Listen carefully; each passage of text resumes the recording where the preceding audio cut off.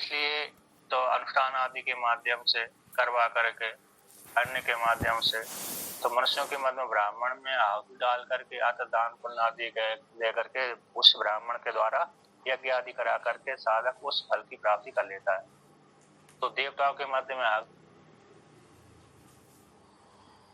में और मध्य में ब्राह्मण में कहते एताभ्याम ही रूपाभ्याम ब्रह्म बोधन।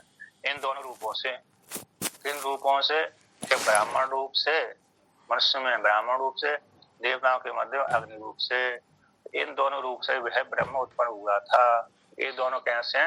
एक थे, अद्वितीय थे।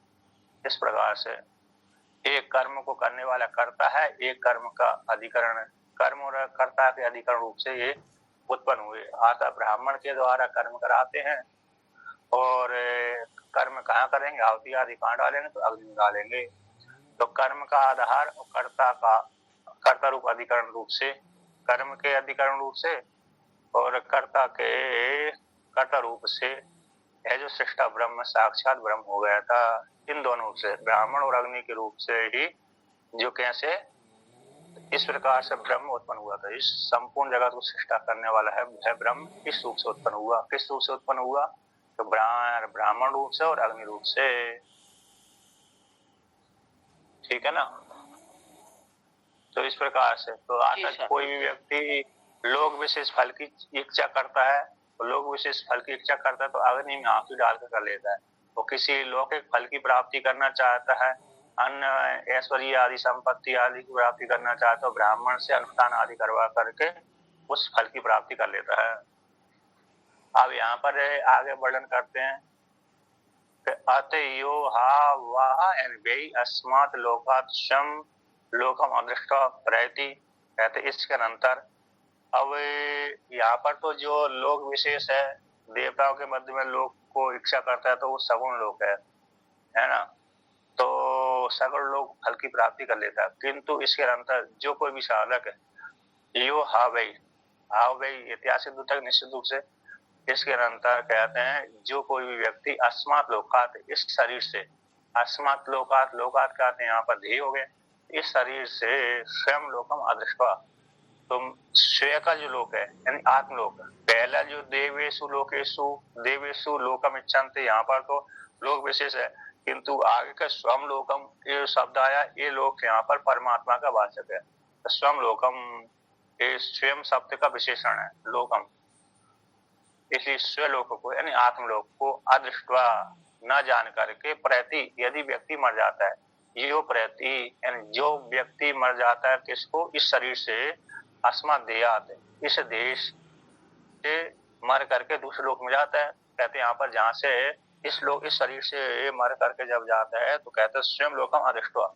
स्वयं के आत्मलोक को न जान करके जब मरता है, इस शरीर को छोड़ देता है, तो फिर छोड़ करके जब जाता है शरीर से दूसरे शरीर में जाता है, दूसरी वहां पर जाता है, सा एनम अविदितो न भुनक्ति।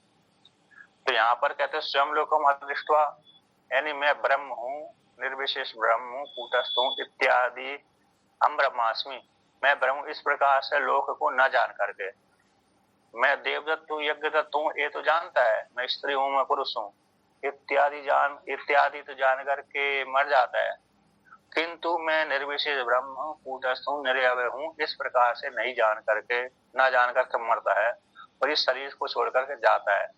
तो फिर क्या करता है? तो कहते सब है जो आत्मलोक है, ब्रह्म है, निर्विशेष आत्मा है, ये न मानने वाले व्यक्ति को अविदितो, वह निर्विशेष आत्मा न जानने के कारण, है ना, न जाती हुई वह आत्मा, निर्विशेष आत्मा न भुनक्ति, इस मानने वाले व्यक्ति को पालन नहीं करती। अर्थात कौन सा पालन नहीं करती? तो यहाँ से शोक मोह आदि की निवृत्ति नहीं होती। जो व्यक्ति यहाँ से मर करके अपने आत्म स्वरूप को न जान करके मरता है, तो जो मरने वाले व्यक्ति को जो निर्विशेष आत्मा कूटस्थ ब्रह्म आत्मा है, वह इस मरने वाले व्यक्ति को पालन नहीं करती। उसमें हेतु दे दी अविदितो, तो क्योंकि इस साधक ने, मरने वाले व्यक्ति ने अपने निर्विशेष आत्मा को न जाना नहीं था, इसलिए न जानने के कारण वह उसका पालन नहीं करती। तो पालन किस प्रकार से? तो कहते हैं यहाँ पर कि जो शोक मोह आदि रोग लगे रहते हैं उनकी निवृत्ति नहीं होती, अर्थात वो बने ही रहते हैं। शोक है, मोह है, जरा है, आदि आदि की प्राप्ति होती रहती है। तो यहाँ पर पालन करना, यदि व्यक्ति आत्मलोक को जान करके स्वयं लोकों को जान करके मरता है तो फिर किस प्रकार से पालन करती है आत्मा? कहते हैं उसको अपने में लीन कर लेती है। जैसे घट के भीतर का आकाश को जब फोड़ दिया जाता है तो महाकाश में लीन हो जाता है, उसी प्रकार से वह साधक अपने निर्विशेष आत्मा को जान करके मरता है तो फिर वह निर्विशेष ब्रह्म में ही लीन हो जाता है। इस प्रकार से अर्थात फिर उसका जन्म, दूसरे जन्म की प्राप्ति नहीं होती। अब जिस व्यक्ति ने अपनी आत्मा को नहीं जाना और ना जान करके मर जाता है तो फिर वह निर्विशेष आत्मा इसको अपने में लीन नहीं करती, अतः उसके कर्म शेष बने हुए हैं। फिर कर्म शेष को भोगने के लिए पुनः सुख दुख से युक्त होकर के पुनः पृथ्वी लोक में आ जाता है, जन्म धारण कर लेता है। तो इसमें उदाहरण देते हैं कि जो आत्मा को न जान करके मर जाता है तो वह आत्मा निर्विशेष आत्मा इसका पालन नहीं करती। तो उसमें उदाहरण देते हैं कि यथा वेदो वा। स्वामी जी यहाँ थोड़ा सा पूछना था कि पृथ्वी लोक के अलावा भी जो और 13 लोक है उनमें भी गमन होता है क्या? सब में गमन होता है, उसमें सब वो तो योनि है ना, भोग योनि है क्या ना। पृथ्वी लोक तो कर्म योनि है, कर्म भूमि है। यहाँ पर व्यक्ति करता है, कमाता है। अब कमली है, जैसे हम कमाते हैं अपने पुत्र पत्नी आदि के लिए कमाते हैं, है ना, भाई बंधु के लिए कमाते हैं, फिर स्वयं के लिए भी कमाते हैं, पुत्र पत्नी आदि के लिए भी कमाते हैं, है क्या नहीं। तो फिर बाद में बैठ कर खाते हैं हम। दूसरी प्रकार से हमने पुण्य को अर्जन किया तो वो पुण्य का अर्जन कहाँ पर बैठकर खाएंगे हम? तो वो उसी लोकों में जाकर खाएंगे हम। तो वो है, तो वहां पर पृथ्वी लोग तो मात्र कर्म होंगे, यहाँ पर सुख वाला भी प्राप्त होता है, दुख वाला भी प्राप्त होता है। अब वहां पर जाकर ऊपर के लोगों में तो सुख ही सुख प्राप्त होगा, दुख ना होगा लेकिन कम होगा, क्योंकि वहां पर भी कभी कभी मानसिक संताप तो बन ही जाता है ना। वहां पर कर्म नहीं कर सकते, हाँ, ऊपर के लोगों में कर्म नहीं कर सकते क्योंकि भोग योनि है वहां पर, है ना। जैसे वहीं पर रहकर पुण्य अर्जित नहीं कर सकते, वहां पर भोग सकते हैं। कर्म तो होता है वहां भी, लेकिन पुण्य अर्जन करने वाले कर्म नहीं बनते। जैसे यज्ञ आदि करवा देना है, इतने दान पुण्य दे देना है, ये वहां पर नहीं होते। वहां तो मात्र व्यक्ति भोगने के लिए जाता है। जैसे होटल आदि में हम जाते हैं, किसके लिए जाते हैं? अरे वहां पर वो भोग करने के लिए जाते हैं, है कि नहीं। उसी प्रकार से वहां पर हम ऊपर के लोगों में गए तो पुण्य का भोग करने के लिए जाते हैं, इसलिए वहां पर भोगों में ही मन आसक्त होने के कारण व्यक्ति फिर वहां पर अनुष्ठान आदि नहीं करता। बाकी होने कितने भोग, किंतु वहां पर दुख किस प्रकार का होता है कि मैंने अधिक पुण्य क्यों नहीं किए, इसने अधिक पुण्य क्यों कर लिए।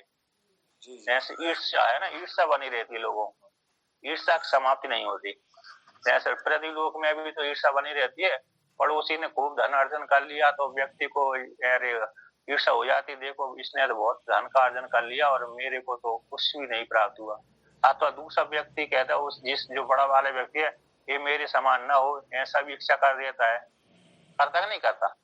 जी जी जी लोक में देखा जाता है। तो ये मेरे समान हो जाएगा तो मेरी पूछ कम हो जाएगी, पूछ ना मेरे आदर सम्मान कम हो जाएगा, क्योंकि दो व्यक्ति जब बराबर हो जाते हैं फिर वो आदर बढ़ जाता है, इसको भी सम्मान देना उसको भी सम्मान देना। जब एक व्यक्ति खूब धनाढ़ है तो हर व्यक्ति उसको आदर देते हैं, आइए आइए आइए, सही है। तो इस प्रकार से अब उसमें उदाहरण देते हैं, यहाँ पर कहते हैं वो निर्विशेष आत्मा उसका पालन क्यों नहीं करती, तो उसमें दृष्टांत देते हैं। जैसे यथा वेदो व अनुक्तो अन्यद व कर्म अकर्तम, जैसे वेद है अनुक्तो अनधीत है ना, अर्थात अध्ययन नहीं किया है, अनुक्त है ना। यथा वेदो व अनुक्तो तो अनुक्त का अर्थ कर दिया अनधीत, अधीत नहीं किया गया है ना, कथन नहीं है, अर्थात अध्ययन नहीं किया गया है। तो अध्ययन न करने के कारण यहाँ पर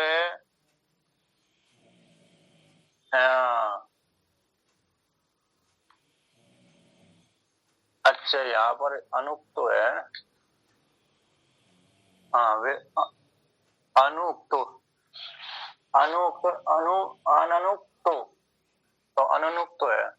यहाँ पर कहते हैं जिस साधक ने वेद का अध्ययन नहीं किया है ना, फिर वह वेद क्या करता है, उस व्यक्ति को ज्ञान नहीं करा सकता, उसका पालन नहीं करता, ठीक है ना। अर्थात हमने जो अध्ययन किया, जिस विषय का अध्ययन नहीं किया, वेद का अध्ययन नहीं किया, किसी पुराण का अध्ययन नहीं किया, किसी उपनिषद आदि का अध्ययन नहीं किया, अब फिर वह वो उपनिषद कहे कि हमें इस व्यक्ति के हृदय में प्रवेश कर जाऊं, तो इसको ज्ञान प्रदान करूं, तो नहीं करेगा वो, क्योंकि हमने उस विषय में अध्ययन किया ही नहीं है। तो फिर कोई व्यक्ति हमसे वो प्रश्न करेगा कि इसका अर्थ बताओ, हम उसको अर्थ नहीं बता सकते, सही है। हाँ। जिस व्यक्ति ने जो विद्या पढ़ी नहीं है, वो विद्या के विषय में किसी दूसरे वाले व्यक्ति ने पूछ लिया, तो पूछने वाले व्यक्ति को फिर वो उत्तर नहीं दे सकता। क्यों नहीं दे सकता? क्योंकि उसने वो विद्या पढ़ी नहीं है। जैसे हमसे कोई अंग्रेजी के विषय में पूछे कि अंग्रेजी में इसका अर्थ बतलाइए, तो हम नहीं बता सकते, है ना, क्योंकि हम उसके विषय में जानकारी नहीं है, इसलिए वो विद्या हमारा पालन नहीं कर सकती। उसी प्रकार से ये भी है, जैसे वेद है, वेद भी जिस व्यक्ति ने नहीं पढ़ा, ऐसे न अध्ययन करने वाले व्यक्ति का वेद पालन नहीं करता, अतः उस प्रकार से ज्ञान नहीं करा सकता। दूसरा उदाहरण देते हैं, अन्यद्वा कर्म अकृतम, जिस व्यक्ति ने यज्ञ आदि अनुष्ठान नहीं किए, है ना, कौन से नहीं किए, अरे यज्ञ नहीं किया और कृषि आदि नहीं किया, लौकिक यज्ञ नहीं किए अथवा अलौकिक यज्ञ नहीं किए। जैसे कृषि आदि की, हमारे पास में खेत तो है, खेत होने के पश्चात हमने उसमें फसल ही नहीं बोई, जब फसल नहीं बोई तो फिर वो खेत हमको कह दे बिना बोए ही क्या फसल दे सकता है? आता नहीं दे सकता। हमने उसमें खेत में गेहूं चावल आदि नहीं बोए, चना आदि नहीं बोए, तो नहीं बोए तो फिर वह खेत हमको बिना बोए ही फल नहीं दे सकता। आता बिना बोए हमको ना गेहूं दे सकता, ना चावल दे सकता, ना चना दे सकता है, ठीक है ना। तो उसी प्रकार से अब जब हम बोएंगे उस खेत में, तो हमको गेहूं जो बोएंगे गेहूं प्राप्त होगा, चना बोएंगे चना प्राप्त होगा, जौ बोएंगे जौ प्राप्त होगा, चावल बोएंगे तो चावल प्राप्त होगा। तो वो हम बोते हैं तभी वो हमारा पालन कर लेता है। पालन करता किसके द्वारा? गेहूं चना मसूर आदि के द्वारा। अब हमने बोया ही नहीं है, उसमें बीज बोया ही नहीं, बीज नहीं बोया तो फिर वो खेत हमारा पालन नहीं करता। ये दूसरा दृष्टांत हो गया। उसी प्रकार से तो कहते हैं जो जिस व्यक्ति ने वेद का अध्ययन नहीं किया, तो वेद का फिर अर्थ नहीं खोल पाता वह व्यक्ति। उसी प्रकार से जिस साधक ने आत्मलोक को न जान करके मर जाता है, ऐसा व्यक्ति वह निर्विशेष ब्रह्म उसको शोक मोह आदि की निवृत्ति नहीं करता, आता फिर उसको शोक मोह बने ही रहते हैं। इस प्रकार से यदि यह वा अपि अनियमित महत् पुण्यम कर्म करोति तद अस्य अंतता चीयते एव। कहते जो व्यक्ति कहते अस्मिन शरीर में या इसी लोक में जो एवं वेद नहीं है, अतः आत्मा को जानने वाला नहीं है, अज्ञानी है, ऐसा व्यक्ति अब कहता है शास्त्र का श्रवण किया है, उसने सत्संग किया है, गुरुकुल में पढ़ने गया था, इसलिए वो जानता है एक पूर्ण कर्म करना चाहिए। तो ऐसा व्यक्ति जो एवं वेद नहीं है, आत्मा को नहीं जानता, ऐसा साधक है, ऐसा व्यक्ति कहता मैं महत् पुण्यम कर्म करोमि, है ना, बहुत पुण्य करूंगा, बड़े बड़े यज्ञ करूंगा, तो बड़े बड़े यज्ञ करने से फिर मेरे को बहुत पुण्य हो जाएगा। क्या हो जाएगा? बहुत पुण्य की प्राप्ति हो जाएगी। तो बहुत पुण्य के द्वारा फिर मैं उसे लोक फल की प्राप्ति करूंगा, वहीं पर बना रहूंगा। बहुत पुण्य कर्म करेगा, कर्म करने के पश्चात फिर उस लोक में जाएगा फल भोगने के लिए। तो कहते हैं जब उस है तो ऐसे उसके मन बनी रहती कि मैं दीर्घ काल तक फिर वहां स्वर्ग में जाऊंगा, स्वर्ग में जाकर के वहीं पर सुख भोगूंगा। है ना। जैसे स्वर्ग का मुझे ये था, जिस व्यक्ति ने स्वर्ग की इच्छा है तो ये करे, तो जो पूर्व मीमांसा के अनुसार तो वो स्वर्ग ही मोक्ष है, ऐसा करते हैं वो। जान कहते हैं कि स्वर्ग ही कैसा मोक्ष है, स्वर्ग के लिए कर्म करो, तो इत्यादि के माध्यम से वे स्वर्ग संबंधी कर्म करता है। तो बड़े बड़े यज्ञ करता है, बड़े बड़े यज्ञ करने से और निरंतर करता रहता है, निरंतर करने से उसको महान पुण्य की प्राप्ति हो जाती है। महान पुण्य के प्राप्ति हो जाने से ये कहता है कि अभी इसमें ये मेरा पालन करता रहेगा, ये महान जो पुण्य है, बहुत पुण्य है, मेरा पालन करता रहेगा। तो उसमें कहते हैं, श्रुति कहती है ना, कहते हैं जो कृतक होते हैं वो विनाश होते हैं, यद कृतकत्वम तद अनित्यत्वम, है ना। जो कृतक होता है, उपासना के लिए पुण्य आदि से भी परे जाना पड़ेगा, नहीं? पाप पुण्य से दोनों कर्म आत्मलोक की प्राप्ति के लिए, मतलब ब्रह्म की प्राप्ति के लिए आपको ज्ञान की जरूरत पड़ती है, उपनिषद है। पुण्य कर्म से तो अंतःकरण शुद्ध होगा, निष्काम कर्म से, फिर उसके लिए इसका जानना अनिवार्य उपनिषद के माध्यम से मिलेगा। स्वर्ग ले जाएंगे पुण्य कर्म ज्यादा से ज्यादा, फिर वापस से ही आना पड़ेगा। हाँ, उसका यही तात्पर्य यहाँ पर कह रहे हैं कि जो अज्ञान है, पुण्यों का बैलेंस खत्म हुआ, स्वर्ग से पतित हो जाते हैं। हाँ, जितने हमारे पास पुण्यों की धन संचय था उतने काल तक हम वहां पर रह सकते हैं, और जैसे पुण्य का संचय समाप्त हो गया उसी समय प्रतिलोक में आना पड़ती है। तो कहते हैं जो एवं वेद नहीं है, अज्ञानी व्यक्ति है, वह कहता है मैं बहुत पुण्य करूंगा, तो बहुत पुण्य करके फिर मैं उस लोक में जाऊंगा, तो वही मेरे पालन करता रहेगा। तो श्रुति कहती है जो कृतक होता है वो मिथ्या हो जाता है, नष्ट होता है, इसलिए वह पुण्य कैसे हो जाता है, भोग के द्वारा क्षय हो जाता है। तद अस्य अंततः क्षीयते एव, कहते हैं वह उस लोक में जा करके वह पूर्ण कर्म कैसे उसके क्षय को प्राप्त हो जाते हैं। इस साधक के अंततः अंत में कैसे हो जाते, क्षीयते एव, क्षीयते एव, क्षय को प्राप्त। समझ नहीं है स्वामी, जिसके पुण्य कर्म क्षीण हुए तो उसकी गति क्या रहती है स्वामी जी? पृथ्वी लोक पे तो आ जाएगा। हाँ, ऊपर से आएगा ना, ऊपर से जब चित्त होगा तो चित्त होकर के फिर वो वर्षा के माध्यम, चंद्रमा की शीतांश से माध्यम से वर्षा में आपने समझा दिया था। नहीं, योनि को प्राप्त होगा, मतलब उसके अधिकतर अवसर किस योनि को प्राप्त होने के रहते हैं जो पुण्यवान व्यक्ति स्वर्ग भोग कर आता है? ऊपर से जब आच्युत हो जाता तो सीधा सीधा मनुष्य लोक में ही आता है जी, मनुष्य योनि प्राप्त हो जाती है। प्राय करके मनुष्य योनि ही होती है, क्योंकि ऊपर जो गया है व्यक्ति तो वो प्राय करके मनुष्य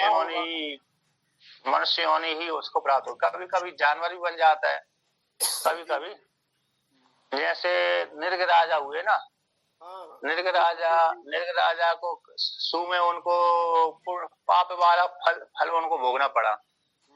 उन्होंने कह दिया थोड़ा सा पाप है, उस छोटा मैं थोड़ा सा पाप उसको भोग लेता हूँ, बाद में पुण्य भोगूंगा मैं। बन गए थे ना स्वामी? हाँ, गिरगिट बन गया था। इसलिए वो तो कभी कभी अरे मनुष्य ऊपर के लोग में जाने के बाद ही व्यक्ति नीचे की योनि में चला जाता है, क्योंकि उसको कम अवसर रहते। लेकिन हाँ, ज्यादा दो अब कर्म की गति बड़ी सूक्ष्म है। अब वहां पर कभी यमराज जी महाराज चयन करने के लिए दे देते, तुम पुण्य कर्म भोगना चाहते हो अथवा पाप कर्म भोगना चाहते हो, विकल्प कर देते हैं।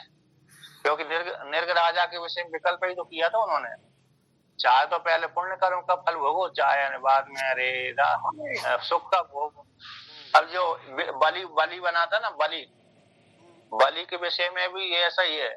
उसने कहा तुम्हारा पुण्य तो बहुत छोटा है और अरे पाप बहुत लंबे है, तो क्या भोगना चाहते हो, पहले पुण्य का फल भोगना चाहते हो कि पाप का फल भोगना चाहते हो?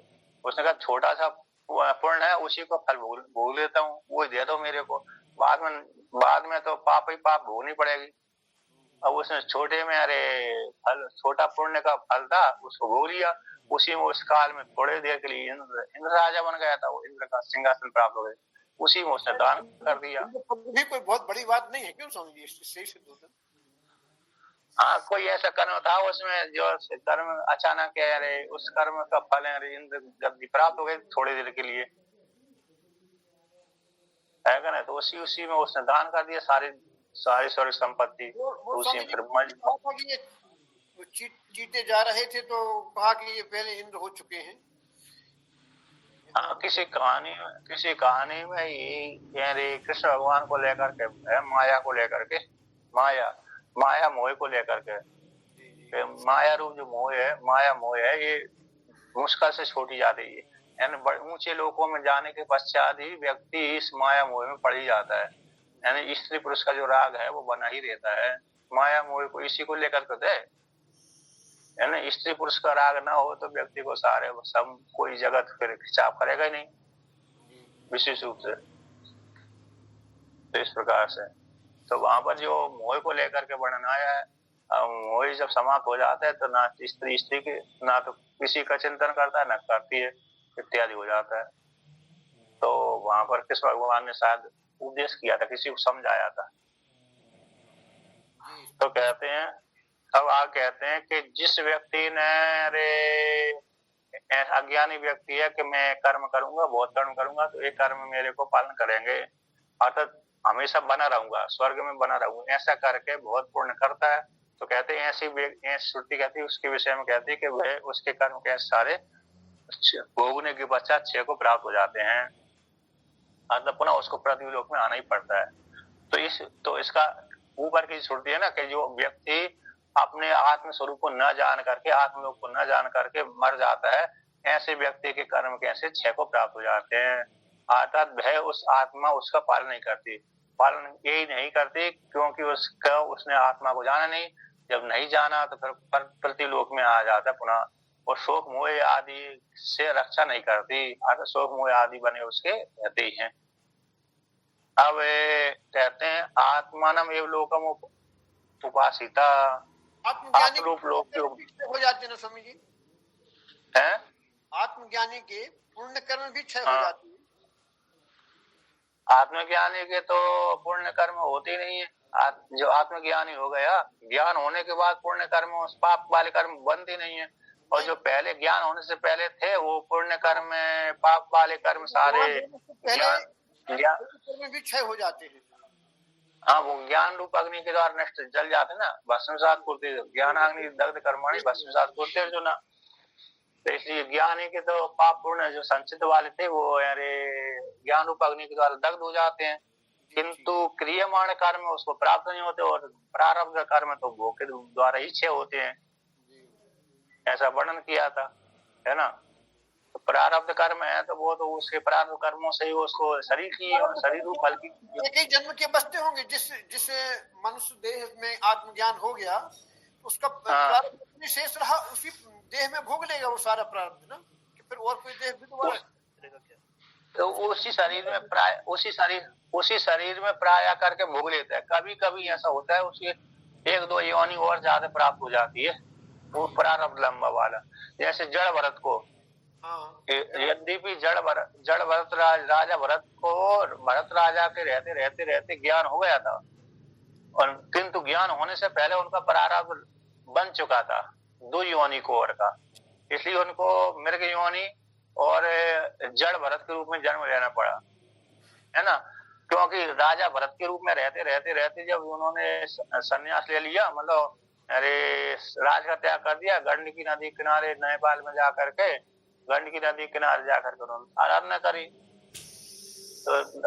करी, तो वहां पर रह करके उन्होंने फिर मोह में, मोह में आसक्ति हो गई उनको, मिर्गी के बच्चे में, तो वहीं से आसक्ति हो गया, तो वहीं पर उनको मोह भी पैदा हो, वहीं उसी समय उनको ज्ञान भी हो गया था। ज्ञान होने से पहले उनको थोड़ा प्रारब्ध लागू हो गया था, इसी हेतु से उनको थोड़ा प्रारब्ध लंबा हो गया था। प्रारब्ध लंबा होते ही उनको दो योनि की ओर प्राप्ति हो गई थी। ऐसे इनका वामदेव ऋषि का तो प्रतिबंधक मात्र बचा हुआ था, प्रतिबंधक मात्र समाप्त हुआ, ज्ञान हो गया, है ना।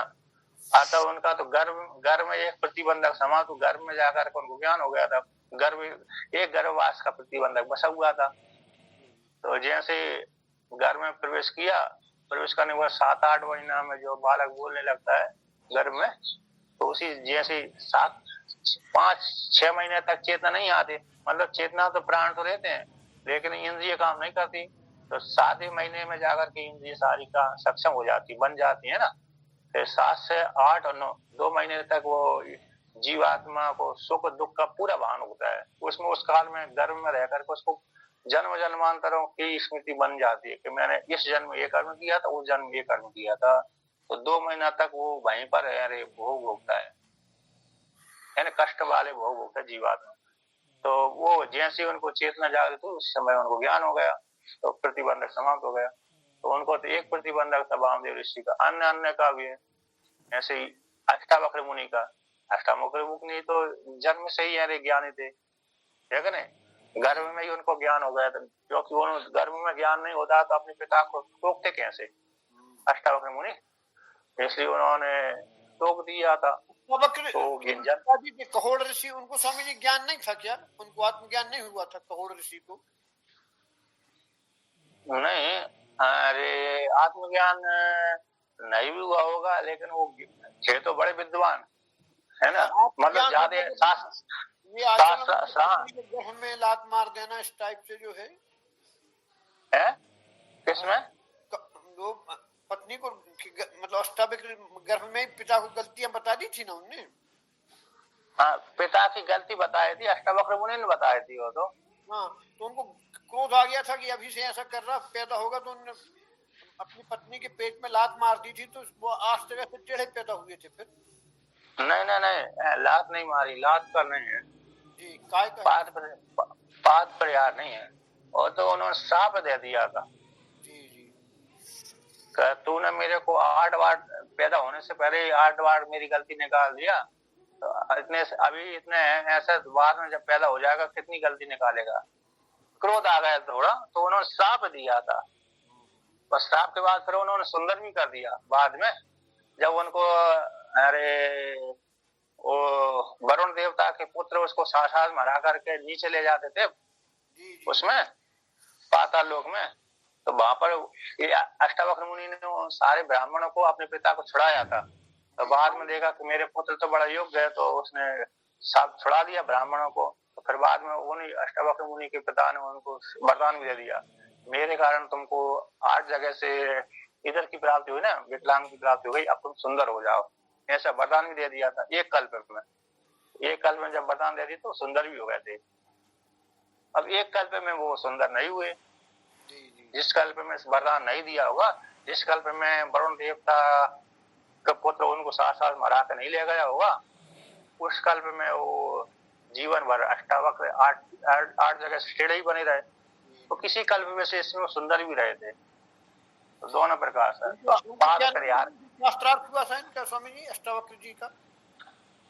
अष्टावक्र का तो अब वही तो है, जनक के यहाँ जो विद्वान थे ना, जिनसे वो का नाम है वरुण का पुत्र था वो, तो वरुण देवता का। तो उसी ने ब्राह्मण बन करके साक्षात करता था, और क्योंकि उसने यज्ञ करने के लिए ब्राह्मणों के साथ साक्षात किया था, और जो हार जाता था उसको कहता था कि मैं नदी में जा करके आत्महत्या करना पड़ेगी। वो तो मालूम है। तो जो मतलब वहां पर वो नदी के माध्यम से वो पाताल लोक में ले जाता था, और पाताल लोक में जब उन्होंने यज्ञ करा दिया, यज्ञ संपादन कर लिया, तो बाद में छोड़ दिया उन सभी ब्राह्मणों को उसने, वरुण देवता ने। मारता नहीं था, लेकिन वो ऊपर से ऐसा लगता था लोगों को कि मार दिया है ना, साथ में हारने वाले ब्राह्मणों को मार दिया है ऐसा लगता था।